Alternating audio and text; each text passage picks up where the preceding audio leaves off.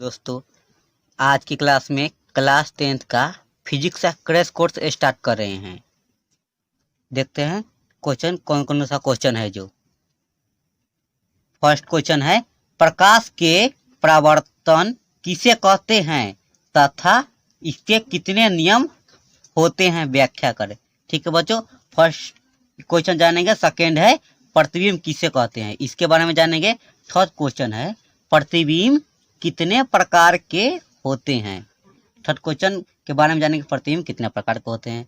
और 4 number question है, उत्तल दर्पण तथा अवतल दर्पण में विभेद करें। विभेद का मतलब है अंतर। ठीक है बच्चों, विभेद का मतलब क्या है, अंतर। तो 4 नंबर क्वेश्चन जानेंगे अंतर। अब फर्स्ट क्वेश्चन देखते हैं कि क्या है। ये फर्स्ट क्वेश्चन था। फर्स्ट क्वेश्चन क्या था, प्रकाश के परावर्तन किसे कहते हैं तथा इसके कितने नियम होते हैं, व्याख्या करें। तो पहले क्या क्वेश्चन है, प्रकाश के परावर्तन लिखेंगे, हेडलाइन देंगे प्रकाश के परावर्तन। ठीक बच्चों, प्रकाश के परावर्तन हेडलाइन दिए। तो इसका डिफिनेशन है, प्रकाश के किसी वस्तु से टकराकर लौटने की क्रिया को प्रकाश के परावर्तन कहते हैं। ठीक है बच्चों, किसको कहते हैं, प्रकाश के। यहाँ से प्रकाश आ रहा है, किसी वस्तु पर टकरा आ रहा है और वो आपस जा रहा है, उसको क्या बोलते हैं, प्रकाश के परावर्तन कहते हैं।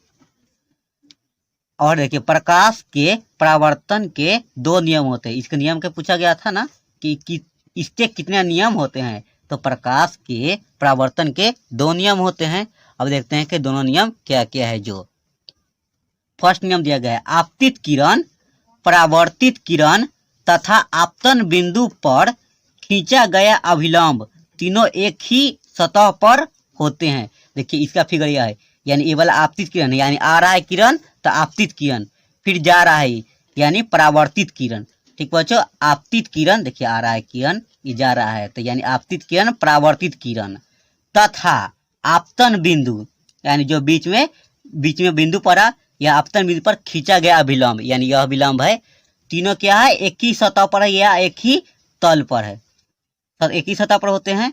ये तो फर्स्ट नियम है। और सेकंड नियम देखिए क्या गया है, इसके कोण जो बना इसको आई बोलते हैं, यानी आपतन कोण को आई से सीध किया जाता है, परावर्तन कोण को आर से। इसमें कोण 2 बना तो सेकंड नियम यही हो जाएगा, आपतन कोण परावर्तन कोण के बराबर होते हैं, अर्थात कोण आई बराबर कोण आर। ठीक बच्चों, ये क्या था, कोण आई था, ये कोण आर था, तो गया कोण आई बराबर कोण आर। और सेकंड क्वेश्चन क्या था, प्रतिबिंब, यानी प्रतिबिंब किसे कहते हैं। तो देखते हैं, प्रतिबिंब किसी बिंदु स्रोत से आती प्रकाश के किरणें दर्पण से परावर्तन के बाद जिस बिंदु पर मिलती है या मिलती हुई प्रतीत होती है, उसे उस बिंदु स्रोत की प्रतिबिंब कहते हैं।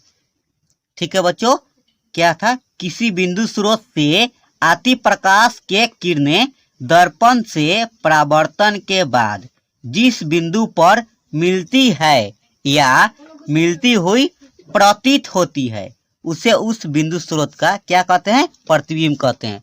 ठीक बच्चों, अब थर्ड क्वेश्चन देखते हैं कि थर्ड क्वेश्चन क्या है। जो 3 नंबर क्वेश्चन क्या था, प्रतिबिंब कितने प्रकार के होते हैं। तो बच्चों, प्रतिबिंब 2 प्रकार के होते हैं। ठीक है बच्चों, प्रतिबिंब कितने प्रकार के होते हैं, 2 प्रकार के। एक नाम है वास्तविक प्रतिबिंब, फर्स्ट क्या होता है, वास्तविक प्रतिबिंब होता है। सेकेंड होता है आभासी या काल्पनिक प्रतिबिंब। ठीक बच्चों, क्या होता है, आभासी या काल्पनिक प्रतिबिंब। अभी दोनों के बारे में जानेंगे कि वास्तविक प्रतिबिंब क्या होता है और आभासी प्रतिबिंब या काल्पनिक प्रतिबिंब क्या होता है, इसके बारे में जानेंगे। तो अब देखते हैं कि वास्तविक प्रतिबिंब क्या होता है। जो तो देखिए, वास्तविक प्रतिबिंब क्या है, फर्स्ट वास्तविक प्रतिबिंब, यानी इसका डिफिनेशन देखते हैं, किसी बिंदु स्रोत से आती प्रकाश के किरणें दर्पण से परावर्तन के बाद जिस बिंदु पर वास्तव में मिलती है, उसे वास्तविक प्रतिबिंब कहते हैं। ठीक है बच्चों, क्या नाम था, वास्तविक प्रतिबिंब। तो बोलेंगे जो वास्तव में मिल रहा है उसी को वास्तविक प्रतिबिंब बोले हैं ना। इसका डिफिनेशन क्या था, किसी बिंदु स्रोत से आती प्रकाश के किरणें दर्पण से परावर्तन के बाद जिस बिंदु पर वास्तव में मिलती है उसे वास्तविक प्रतिबिंब कहते हैं। ठीक है बच्चों, अब एक और देख लेते पॉइंट, वास्तविक प्रतिबिंब को पर्दे पर प्राप्त किया जा सकता है। ठीक है बच्चों, और सेकेंड क्या था, आभासी प्रतिबिंब या काल्पनिक प्रतिबिंब। ठीक है, तो आभासी प्रतिबिंब देखते हैं कि आभासी प्रतिबिंब क्या होता है। जो किसी बिंदु स्रोत से आती प्रकाश के किरणें दर्पण से परावर्तन के बाद जिस बिंदु पर मिलती है या मिलती हुई प्रतीत होती है उसे उस बिंदु स्रोत का आभासी प्रतिबिंब कहते हैं। ठीक है बच्चों, और आभासी प्रतिबिंब को पर्दे पर प्राप्त नहीं किया जा सकता है। ठीक है, अब नेक्स्ट क्वेश्चन देखते हैं कि नेक्स्ट क्वेश्चन क्या है। जो नेक्स्ट क्वेश्चन है, उत्तल दर्पण तथा अवतल दर्पण में विभेद करें। यही क्वेश्चन था। तो अब देखते हैं, एक साइड लिख लेंगे उत्तल दर्पण, एक साइड लिख लेंगे अवतल दर्पण, ये दोनों में अंतर लिखेंगे क्या क्या है। तो उत्तल दर्पण का देखते हैं, फर्स्ट नंबर पॉइंट इसमें लिखते हैं, वैसा दर्पण जिसका परावर्तक सतह बाहर की ओर उभरा रहता है उसे उत्तल दर्पण कहते हैं। यह बाहर की ओर उभरा है तो वह अंदर की तरफ धंसा हुआ रहेगा, तो उसको अवतल दर्पण कहेंगे। तो इसका डिफरेंस देखते हैं, वैसा दर्पण जिसका परावर्तक सतह अंदर की ओर धंसा रहता है उसे अवतल दर्पण कहते हैं। और सेकंड पॉइंट देखते हैं, इसमें छोटा प्रतिबिंब आता है। किसमें छोटा प्रतिबिंब बनता है? उत्तल दर्पण में। ठीक है बच्चों, उत्तल दर्पण में छोटा प्रतिबिंब बनता है। अब अवतल दर्पण में आते हैं तो इसमें बड़ा प्रतिबिंब बनता है। ठीक है बच्चों, अब नेक्स्ट पॉइंट देखते हैं, 3 नंबर।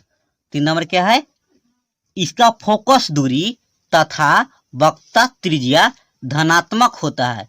क्या होता है? इसका फोकस दूरी तथा वक्रता त्रिज्या धनात्मक होता है।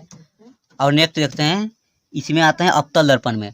अवतल दर्पण का नेक्स्ट पॉइंट देखते हैं, इसका फोकस दूरी तथा वक्रता त्रिज्या ऋणात्मक होता है। ठीक है बच्चों, इसका क्या होता है? ऋणात्मक होता है। अब आता है उत्तल दर्पण में चौथा पॉइंट, इसमें वास्तविक प्रतिबिंब और आभासी दोनों प्रतिबिंब बनता है। ठीक है, इसमें क्या होता है? वास्तविक प्रतिबिंब और आभासी प्रतिबिंब दोनों बनता है। अब अवतल दर्पण में इसमें केवल आभासी प्रतिबिंब बनता है। ठीक है बच्चों, आज की क्लास में इतना ही रहने देते हैं। अगर इस चैनल पर पहली बार तो चैनल को सब्सक्राइब करें।